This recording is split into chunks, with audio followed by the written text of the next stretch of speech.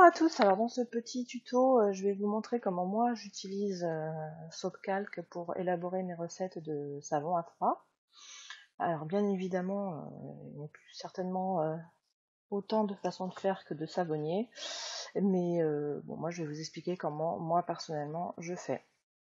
Alors ça sera peut-être pas comment vous avez eu l'habitude ou comment d'autres personnes vous ont montré, mais bon grosso modo c'est comme ça. Alors déjà, moi personnellement, je le laisse en anglais parce que quand on arrive sur le site de SoapCalc, il est en anglais et toutes les huiles et beurres sont listées par ordre alphabétique. Donc c'est beaucoup plus facile à partir du moment où c'est par ordre alphabétique de retrouver dans toute la liste des huiles et beurres ce qu'on cherche. Et à partir du moment où on le traduit, bah forcément c'est dans le désordre et c'est un peu compliqué, surtout que c'est pas toujours très bien traduit. Dans mes vidéos, vous avez toujours de toute façon la liste des ingrédients en français et en anglais. Donc comme ça, si vous connaissez pas le nom d'un ingrédient en français, enfin en anglais, vous pouvez le trouver assez facilement. Donc déjà, alors comment ça se présente? Ici, vous allez choisir la type de en fait de soude en fait, enfin de soude d'éléments caustiques qui va permettre de saponifier. Et NaOH, c'est donc la soude caustique traditionnelle, KOH la potasse, etc. Donc là, on utilise de la soude caustique, on laisse NaOH. Ensuite, on va choisir en fait l'unité de poids pour calculer les huiles. Donc ici, on le met en grammes. Et là, donc, vous allez choisir la quantité de savon que vous allez faire. Donc en quantité d'huile, hein, pas en quantité de savon final, en poids des huiles. Donc par exemple, moi pour mon moule, j'ai besoin de 700 g d'huile de corps gras. Ici, dans le numéro 3, c'est l'eau, la concentration de soude et la quantité d'eau dans le savon.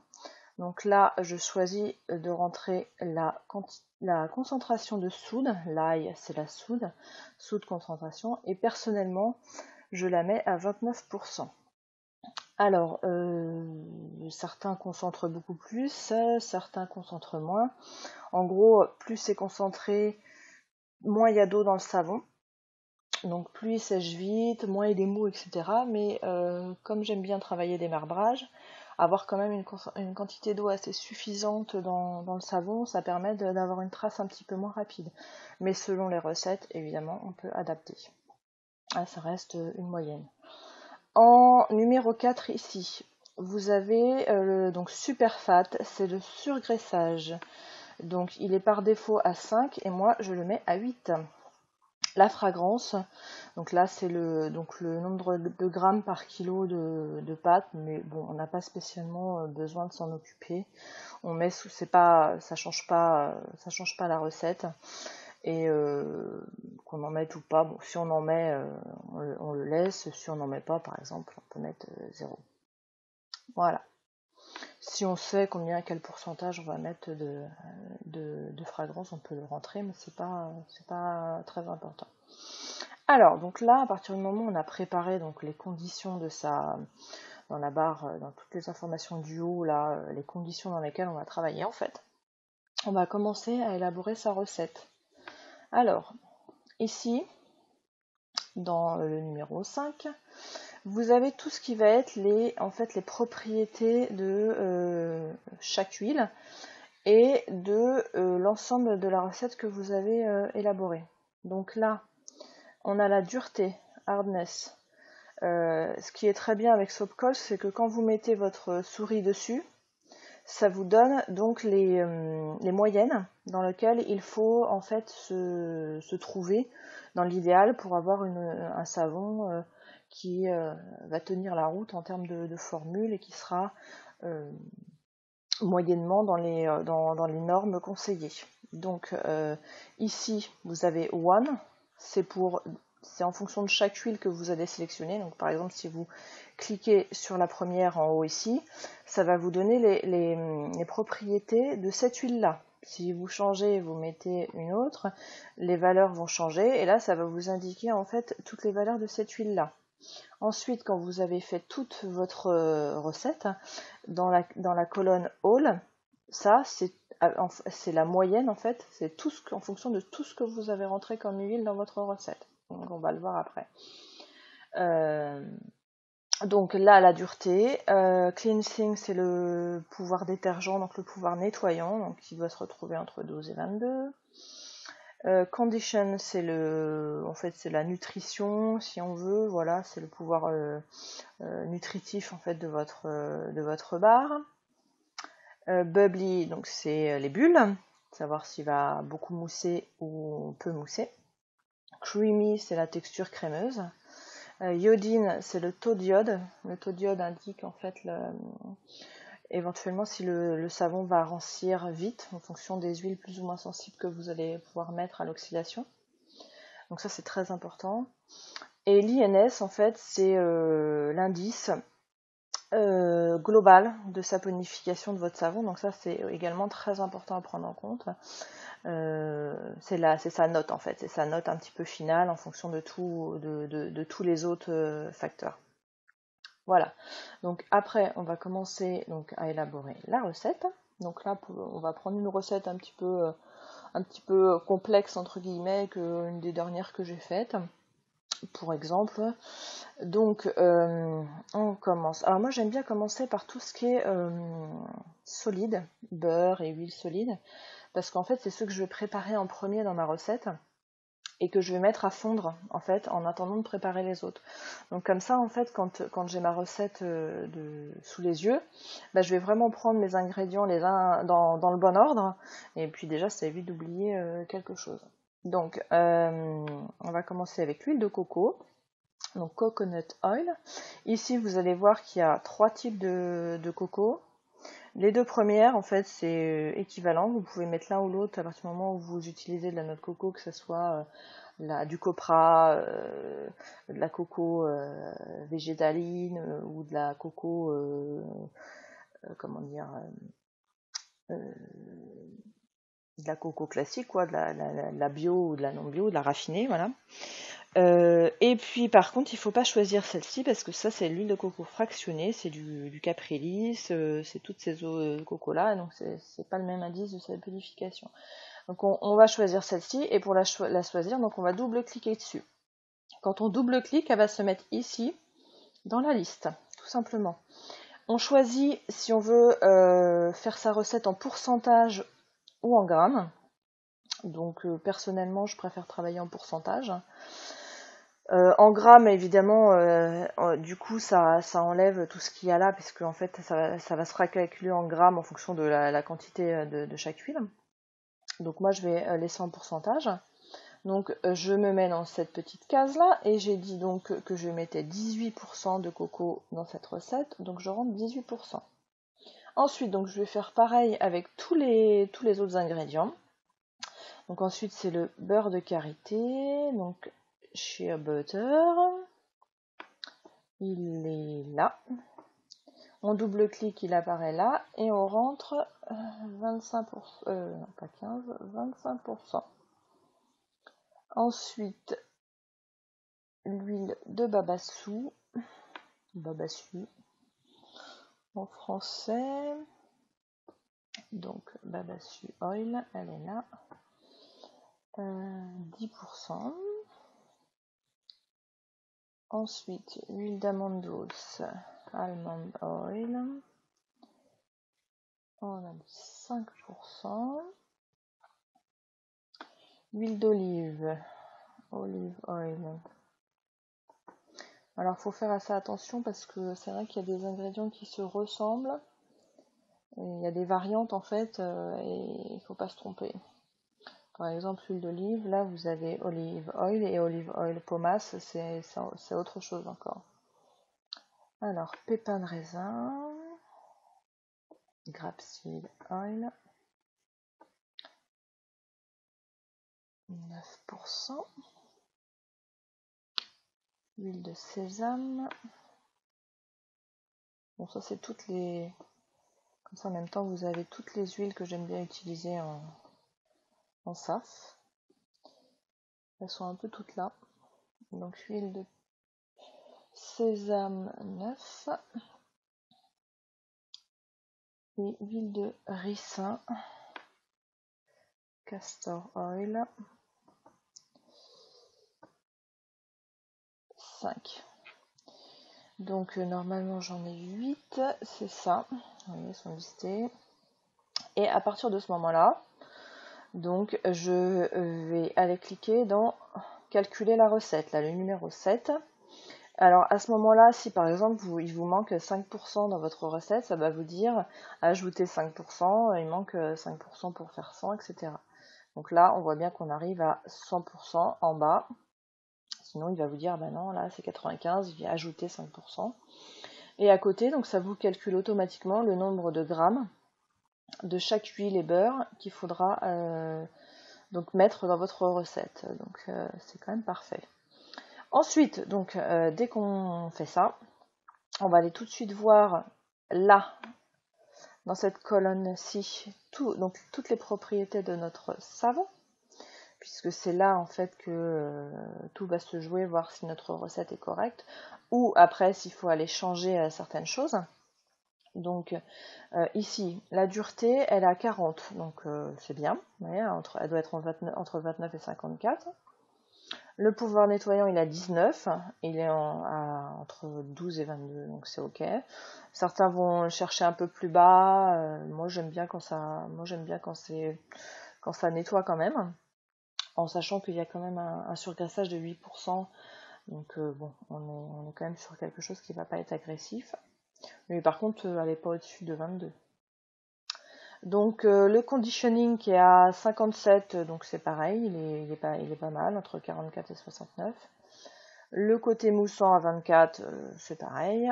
Le creamy à 25, on est dans les fourchettes. Et donc là, le taux d'iode qui doit surtout en fait être en dessous de 70. Donc là, on est à 64, c'est bon. Personnellement, ces taux-là, j'ai jamais eu de problème. Enfin bon, j'ai pas conservé mes savons pendant 10 ou 20 ans pour le moment, mais en général, au bout de 2-3 ans, ils sont toujours impeccables. Donc voilà, et l'INS, donc qui est à 141, donc qui est bien dans la fourchette. Si on fait une recette avec plus de beurre, notamment avec des beurres de mangue, des beurres de cacao, si on met un petit peu plus de coco par exemple, on va arriver à augmenter l'INS et à descendre le taux d'iode. Mais bon, à partir du moment où on est dans les fourchettes, c'est bon. Voilà, donc par exemple, si à ce moment-là, vous voulez par exemple dire, ah bah non, en fait, l'huile de ricin, je vais pas en mettre, je vais modifier ma recette. Pour supprimer une huile de la liste, il faut double-cliquer sur le petit moins qui se trouve juste à côté. Non, même pas double-cliquer, cliquer et voilà, elle disparaît. Donc, et à ce moment-là, je peux dire, bah tiens, je vais essayer, je vais changer. Alors là, on change comme on veut, hein, ou ajouter une autre huile à la place, voilà. Donc là, bon, je vais la remettre et je vais remettre 5%. Voilà. Ça, c'était pour vous montrer comment retirer en fait, parce que parfois on peut être un peu perdu si on veut changer sa recette. Donc là, je vais refaire calculer, il va me remettre les 35, voilà. Donc à partir de ce moment-là, donc on a toute la liste qui est là, on vérifie tout bien. On va passer à l'étape suivante, donc pour avoir parce que là pour le moment on a le calcul des huiles, mais on n'a toujours pas le calcul d'eau et de soude. Donc on va cliquer sur View or Print Recipe.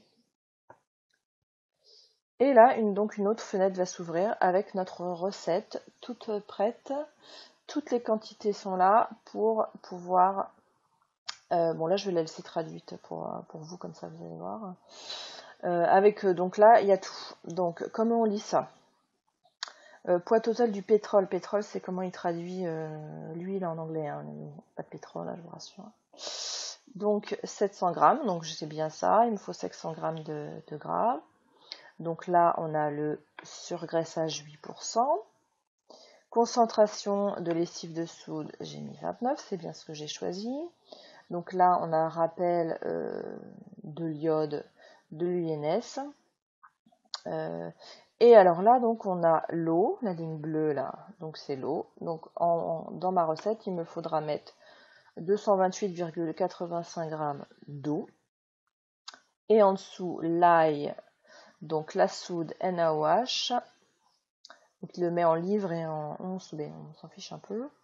Donc bien ne pas se tromper évidemment. Moi ce que je vous conseille c'est de fluorer en fait les montants pertinents parce qu'il y a beaucoup d'informations en fait dans cette fiche là. Et pour se retrouver assez rapidement, je vous conseille de stabiloter tout de suite la ligne eau et la ligne soude, ainsi que toutes les huiles, comme ça vous avez tout de suite les informations importantes sans se tromper d'une ligne en fait. Parce que si on se trompe d'une ligne, par contre, ça peut être très embêtant. Donc la soude caustique, il faudra en mettre 93,48 grammes dans vos 128 grammes 85 d'eau. Voilà, donc ça rappelle 700 grammes d'huile, ok. Ça vous indique donc en fait le poids total en fait de pâte à savon que vous allez avoir. Donc ça c'est le savon, le poids du savon avant la cure.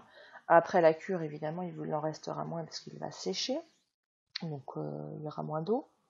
Ensuite donc vous avez vos huiles, toutes vos huiles de listée. Donc là moi j'ai choisi de mettre en premier, donc 1, 2, 3, toutes mes huiles et beurres solides.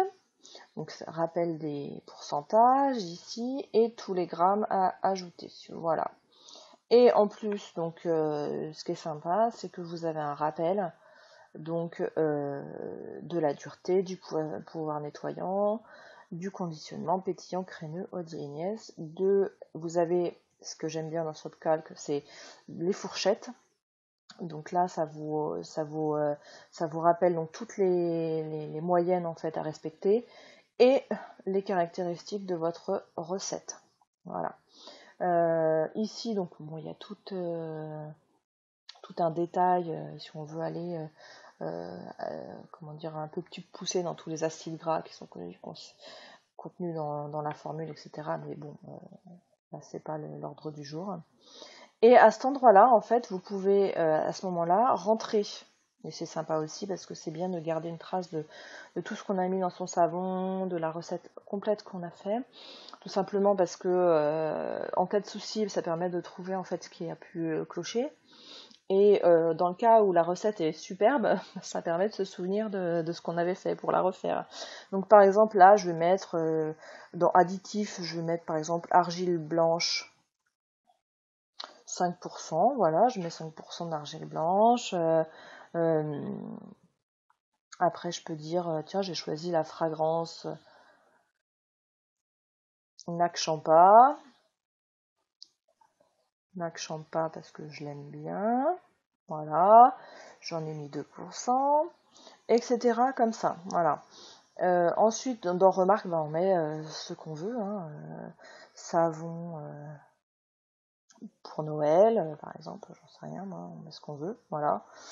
Et puis on met tout ce que, voilà, en sachant qu'une fois qu'on l'a imprimé, on peut tout à fait rajouter des choses ensuite après avoir fait la recette.